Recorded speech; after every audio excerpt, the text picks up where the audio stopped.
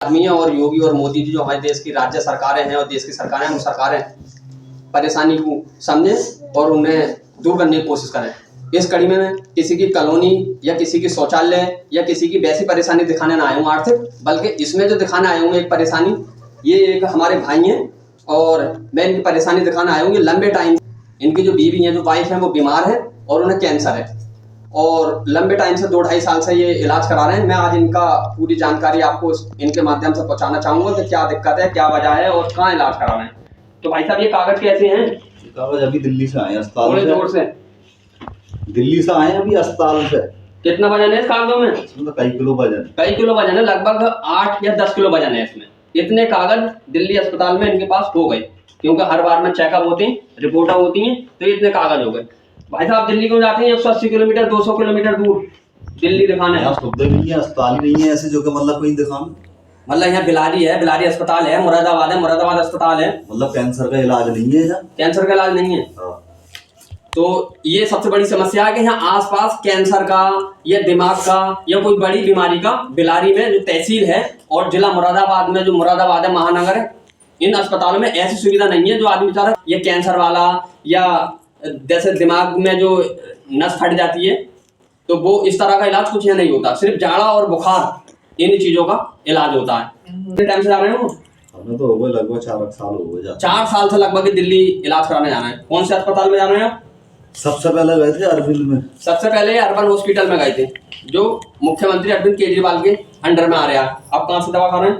अब खा रहे हैं सफदरजंग से। अब सफदरजंग से इलाज चल रहा है, दवा खा रहे हैं सफदरजंग से, जो कि नरेंद्र मोदी जी केंद्र सरकार के अंडर में आ रहा है। ये भी आपको समझाता जाऊं, क्योंकि आप कभी गड़बड़ समझें कि कौन वहाँ लापरवाही बरत रहा है और कौन लापरवाही ना बरत रहा है अस्पतालों में।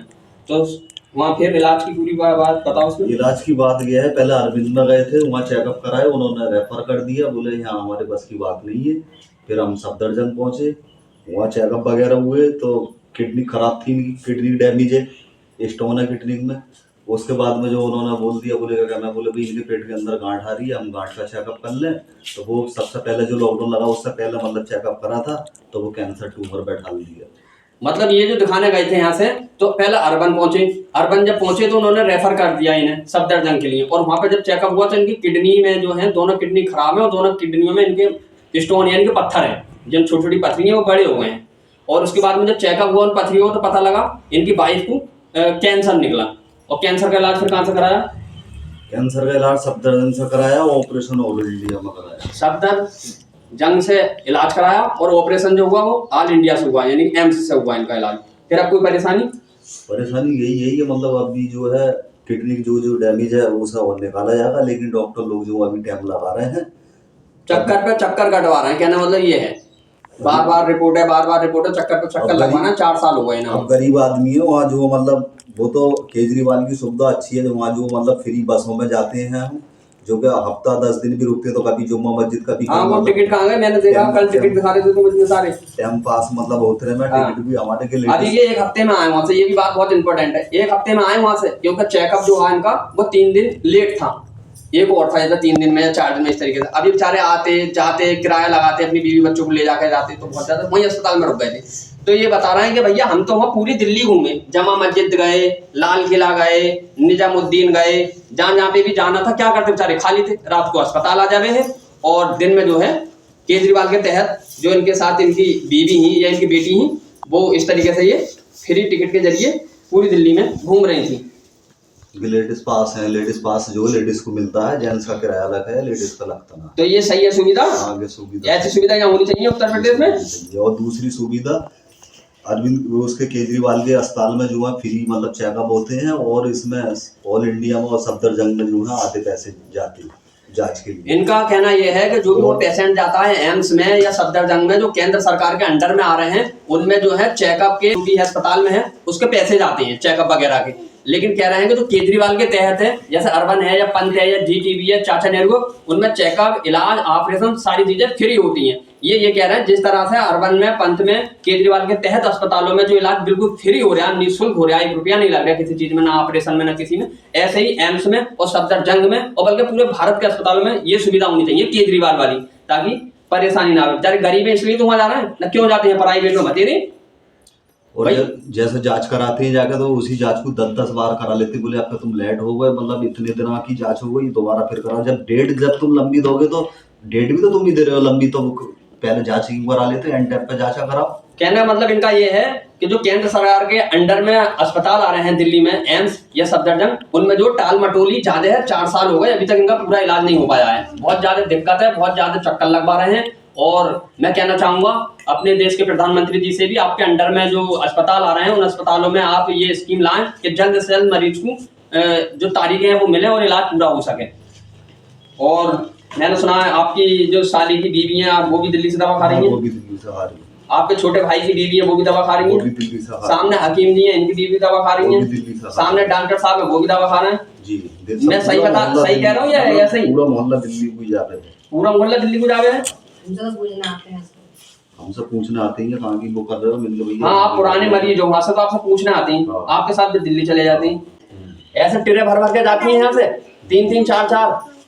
परेशान है बेचारे, क्या करें जब यहाँ पे इलाज नहीं हो पा रहा तो बेचारे वहां जाएंगे। अब नई की डेट लूंगा तो वो 6 महीने की या 3 महीने की डेट मिलेगी। तो यानी कि डॉक्टर जो हैं वहाँ के इतनी पुरानी तारीखें दे रहे हैं कि ऐसा करीब 3 महीने हो गए और अभी 3 महीने बाद की डेट है, यानी 6 महीने 5 महीने पुरानी डेट दे रहे हैं।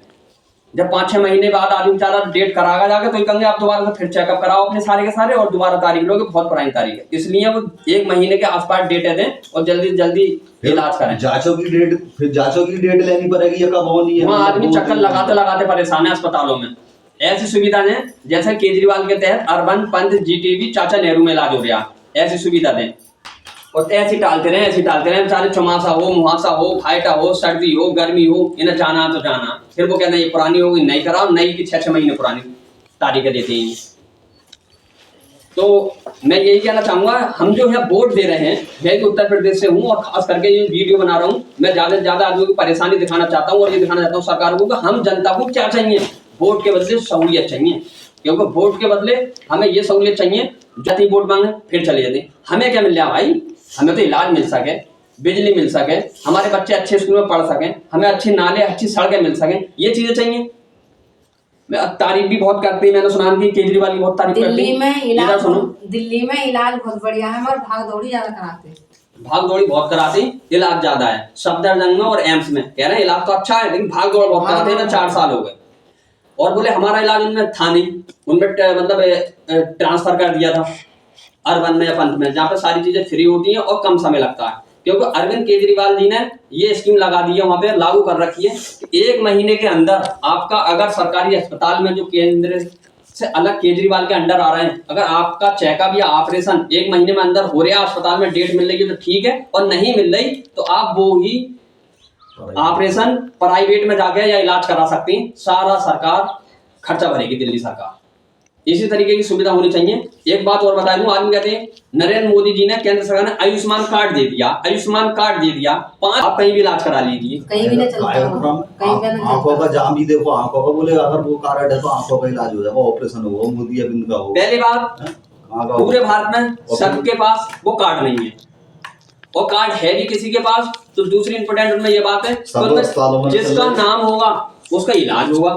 दूसरा, सब अस्पतालों में नहीं है, तो ये कार्ड इतना हमें जरूरी नहीं है कि 5 लाख हमने दे दिया आप इलाज कहीं भी कराइए। जब यहाँ आसपास अस्पताल ही ना तो कहाँ दिखाएंगे भाई, जब हमारा कोई भर्ती होने लगे जुगाड़ ना आए हम क्यों होंगे भर्ती हम। दूसरा, जिसका नाम है उसी का इलाज होगा। मेरे घर में 10 जनी 5 जनी जो बीमार है उसका नाम उनमें ना तो उसका इलाज कहाँ से होगा। मान लीजिए 5 लाख तक तो सरकार दे देगी, नाम है उसमें, और 5 लाख से ऊपर लगेगा उसकी कौन जिम्मेदारी लेगा।